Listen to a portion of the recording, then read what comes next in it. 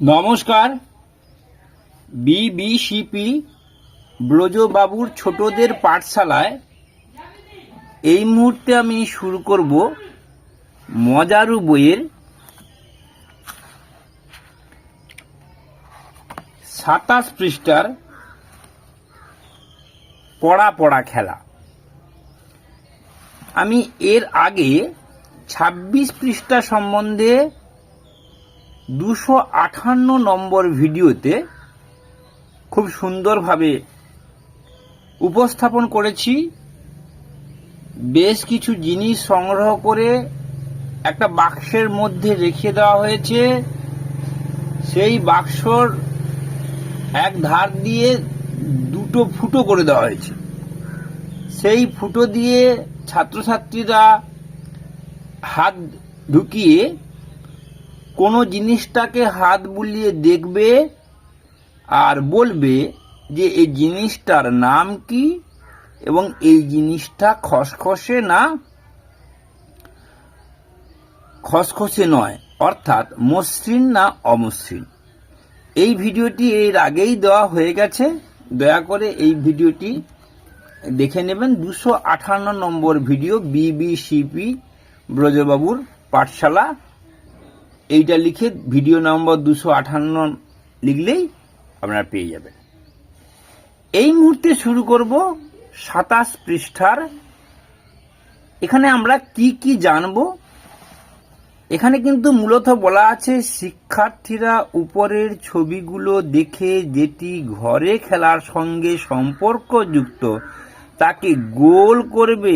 ঘরের বাইরে ও ঘরের ভেতরে খেলা যায়।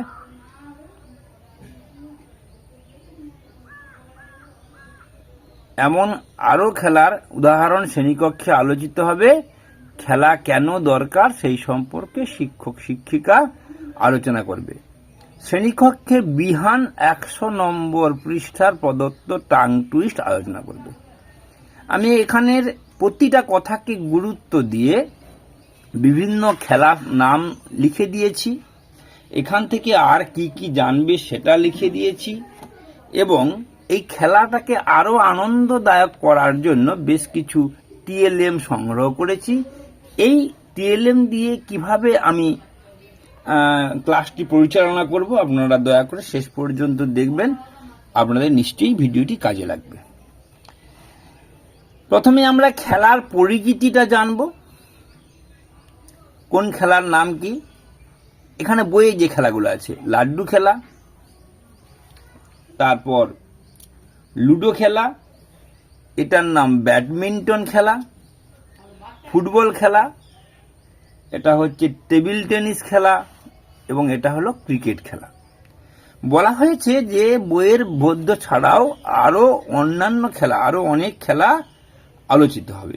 সেই কারণে আমি আরো কিছু খেলার নাম এখানে লিপিবদ্ধ করেছি, সেটা আলোচনা করার আগে খেলার অভিনয় করে দেখানোর চেষ্টা করব। খেলার নাম অনুসারে ঘরে ও বাইরে খেলা যায় তা আলাদা করতে পারব এবং কাম্য সামর্থ্য হিসেবে কোন খেলায় একজন লাগবে, যেমন লাট্টু খেলায় একজন হলেই হবে, কিন্তু ব্যাডমিন্টন খেলায় দুজন লাগবে, এই লুডো খেলায় দুজন লাগবে, এই সাপময়ী খেলায় দুজন লাগবে, দাবা খেলায় দুজন লাগবে, ক্যারাম খেলায় দুজন বা চারজন লাগবে, টেবিল টেনিস খেলায় দুজন লাগবে, কোন খেলায় অনেক বেশি জন লাগবে। কোন খেলায় ঘাম বের হয়, লুডো খেললে ঘাম বের হবে না, দাবা খেললে ঘাম বের হবে না। এই রকম করে আমরা ছাত্রছাত্রীদের মধ্যে বিভিন্ন রকম ভাবে শেখানোর চেষ্টা করব। এরপর ঘরের মধ্যে যে খেলাগুলো সেইগুলোর নাম লিপিবদ্ধ করেছি। দাবা, ludo, carrom, table tennis, building block. Building block বলতে প্লাস্টিকের বিভিন্ন সাইজের খেলনা আছে, তাকে দিয়ে ঘর বানানো যায়। এগুলো স্কুলের ছাত্রছাত্রীরা আগে থেকেই জানে এবং অনেকের বাড়িতেও এই বিল্ডিং ব্লকের মডেল কিনে রাখা আছে। তারা বিল্ডিং ব্লক দিয়ে হাতি ঘোড়া বানানোর পাশাপাশি ঘর বাড়িও বানাতে পারবে। বিভিন্ন রকমের পাজেল গেম, আমি পাজেল গেমের ভিডিও এর আগেও দিয়ে রেখেছি। সাপ ও মইয়ের খেলা, যোগ ব্যায়ামের খেলা, এগুলো ঘরের মধ্যে খেলা যায়। এছাড়াও আরও কোনো জায়গায় কোনো প্রচলিত খেলা থাকতে পারে। আমি আপাতত এই খেলাগুলো নাম শেখাতে চেয়েছি। ঘরের বাইরের খেলা কি কি? ফুটবল, ক্রিকেট, বাস্কেটবল, পোলো খেলা, পোলো, পয়কার লয়কার, হকি, কাবাডি, ভলিবল, কানামাছি, হাঁড়ি ভাঙা, চেয়ার খেলা, রুমাল চুরি, পিন্টু খেলা, জলডাঙা খেলা, গোজি খেলা বা দাঁড়িয়া বান্ধা খেলা। এই খেলাগুলো সম্বন্ধে বিভিন্ন দিন তাদের ধারণা দেওয়া হয়েছে, তাই সেই নামগুলো আমি এখানে লিখে দিয়েছি।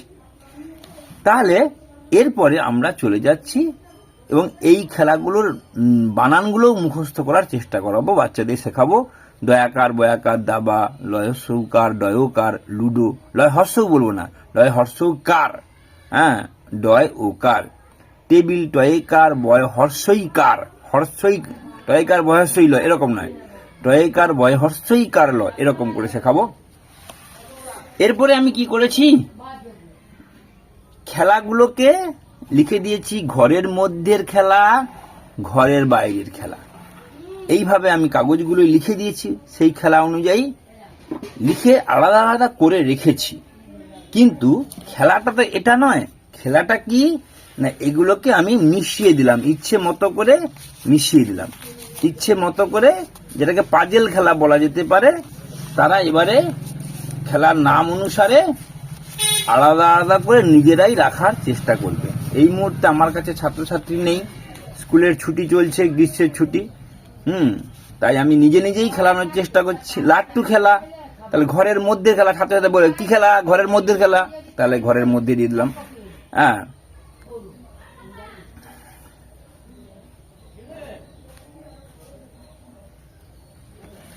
তারপর যোগ ব্যায়াম খেলা, ঘরের মধ্যের খেলা। আবার জিমন্যাস্টিক খেলা যদি হয়, সেটা কিন্তু ঘরের বাইরে খেলতে হবে যদি জিমন্যাস্টিক হয়, এখানে জিমন্যাস্টিক লিখিনি। সাপ মই খেলা, অর্থাৎ লুডো খেলার পেছনের দিকে যেটা আছে, সাপ আঁকা আছে, স্নেক অ্যান্ড ল্যাডার, সেই সাপ মই খেলা, সাপের মুখে পড়লে নিচে নেমে যাবে, আর মইয়ে পড়লে, মইয়ের নিচে পড়লে ওপরের দিকে উঠে যাবে, তাই সেই খেলাটাও ঘরের মধ্যে বসে খেলা যায়। হাঁড়ি ভাঙা খেলা, ঘরের বাইরের খেলা। কানামাছি খেলা, ঘরের বাইরের খেলা। ভলিবল খেলা, ঘরের বাইরের খেলা। কাবাডি খেলা, ঘরের বাইরের খেলা। টেবিল টেনিস খেলা, এটা অনেক জায়গায় ঘরের ভেতরেই খেলানো হয়, একটু বড় হল ঘরে। ক্যারাম খেলা, কিন্তু এটা মূলত ঘরের ভেতরেই খেলা হয়। লুডো খেলা, ঘরের মধ্যের খেলা। দাবা খেলা, ঘরের মধ্যের খেলা। হকি খেলা, একটা লাঠি দিয়ে বলকে মারতে হবে, হকি খেলা।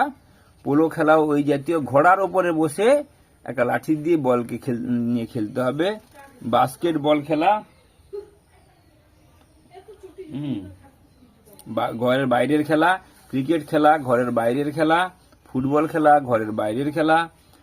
পাজেল গেম, পাজেল গেম বলতে বিভিন্ন রকম মডেল নিয়ে খেলা, সেটা ঘরের ভেতরের খেলা। বিল্ডিং ব্লক, ঘরের ভেতরের খেলা। গোজি বা দাঁড়িয়া বান্ধা, ঘরের বাইরের খেলা। জলডাঙা খেলা, এটা বাচ্চাদের অত্যন্ত প্রিয় খেলা, এটা ঘরের বাইরের খেলা। খই দই খেলা, খই দই খেলা ছোটবেলা থেকে খুবই বাচ্চাদের পরিচিত খেলা, সেই খই দই খেলা। খই দই খেলার ভিডিও কিন্তু আমি আমার এতে ভিডিওতে দিয়ে রেখেছি। পিন্টু খেলা, ছোটদের অত্যন্ত প্রিয় খেলা, ঘরের বাইরের খেলা।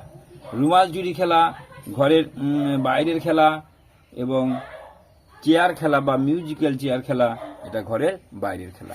এইভাবে আমরা খেলার সম্বন্ধে পরিচয় ঘটাবো এবং ছাত্রদেরকে আনন্দ পাঠ করাবো। এই ধরনের মজাদার ভিডিও এর আগে আমি অনেক দিয়ে রেখেছি, আপনারা আমার সঙ্গে থাকবেন এবং এর আগে 270টির মতো ভিডিও দেওয়া আছে, সেই ভিডিওগুলো দেখবেন। এরপর আমি এই যে লেখা আছে, শ্রেণীকক্ষে বিহানে 100 পৃষ্ঠার প্রদত্ত টাং টুইস্ট খেলাটি চর্চা করব। আমি বিহান বইয়ে টাং টুইস্টগুলো এখানে দিয়েছি। এর আগের কোনো ভিডিওতে আমি আরও অনেক টাং টুইস্ট দিয়ে রেখেছি। BBCP টাং টুইস্ট কথাটা লিখে দিলেই আমার যে সংগ্রহীত মজাদার টাং টুইস্টগুলো ওখানে সমস্ত পেয়ে যাবেন। ওখানে বিস্তারিত আলোচনা করা আছে, শুধু টাং টুইস্টের উপরে একটা ভিডিও দেওয়া আছে। এই টাং টুইস্টগুলো ভালো করে অভ্যেস করলে বাচ্চাদের জিভের জড়তা কাটবে, যেটাকে জিভের ব্যায়ামও বলা হয়, এবং আবৃত্তির ক্ষেত্রে এটা অত্যন্ত প্রয়োজনীয়। তাই এই ছোটদের থেকেই এই টাং টুইস্টটা অভ্যাস করানো দরকার। কি আছে তাহলে টাং টুইস্টের মধ্যে? প্রথমে she sails on the seashore। ছাত্রছাত্রীরা স্যার বলবেন, স্যারের শুনে শুনে বলবেন এবং এক শ্বাসে বলার চেষ্টা করতে হবে। she sails on the seashore, she sails on the seashore। এইভাবে এক শ্বাসে বলার চেষ্টা করতে হবে। দ্বিতীয় আইটেম কি? Betty Botter bought some butter but she found the butter bitter. Betty Botter bought some butter but she found the butter bitter. এই কঠিন কঠিন ইংরেজিগুলো ছাত্রছাত্রীরা পড়তে পারবে এটা ভাবার কোনো দরকার নেই, বা পড়া শেখানোর কোনো দরকার নেই। স্যার বলবেন, সেটা শুনে শুনে তারা একটু আধো আধো কথায় বলার চেষ্টা করবে। এই পাঠটি বড়দেরকেও শেখানো যেতে পারে। আর এটা কিন্তু ছোটরা পড়তেও পারবে এবং বলতেও পারবে। পাখি পাকা পেঁপে খায়। আমি বিভিন্ন মঞ্চে কবিতার আবৃত্তির মঞ্চে গেলে এইটা নিয়ে একটু জাগলারি করি, অর্থাৎ অনেক সময় ধরে বলার চেষ্টা করি। এখন আপনাদের সামনেও রাখছি। পাখি পাকা পেঁপে খায়, পাখি পাকা পেঁপে খায়, পাখি পাকা পেঁপে খায়, পাখি পাকা পেঁপে খায়, পাখি পাকা পেঁপে খায়, পাখি পাকা পেঁপে খায়, পাখি পাকা পেঁপে খায়, পাখি পাকা পেঁপে খায়, পাখি পাকা পেঁপে খায়, পাখি পাকা পেঁপে খায়, পাখি পাকা পেঁপে খায়, পাখি পাকা পেঁপে খায়, পাখি পাকা পেঁপে খায়। এইভাবে বাচ্চাদের অভ্যেস করলে বাচ্চারা সাধারণত পাখি পাপা পেঁপে খায় বলে দেয়, পাকাটাকে পাপা বলে ফেলে। তাই এইভাবে বারবার অভ্যাস, প্রথমে আস্তে আস্তে অভ্যেস করতে হবে, তারপরে লয় বাড়িয়ে করতে হবে। তারপরে শেষের আইটেম কি? জলে চুন তাজা তেলে চুল তাজা। এটাও কিন্তু চুন না হয়ে বলার সময় চুল হয়ে যায়। একটু ধীরে বলতে হবে। প্রথমে জলে চুন তাজা তেলে চুল তাজা, জলে চুন তাজা তেলে চুল তাজা, জলে চুন তাজা তেলে চুল তাজা। এইভাবে ধীরে ধীরে অভ্যেস করবে, তারপরে স্পিড বাড়িয়ে করবে, লয় বাড়িয়ে করবে, তাহলে তারা পরবর্তীকালে আবৃত্তিটা ভালো করে শিখবে। আমার ভিডিওগুলি আশা করি আপনাদের ভালো লাগছে। ভিডিওগুলি দেখবেন, লাইক করবেন, কমেন্ট করবেন, শেয়ার করবেন এবং সাবস্ক্রাইব করবেন।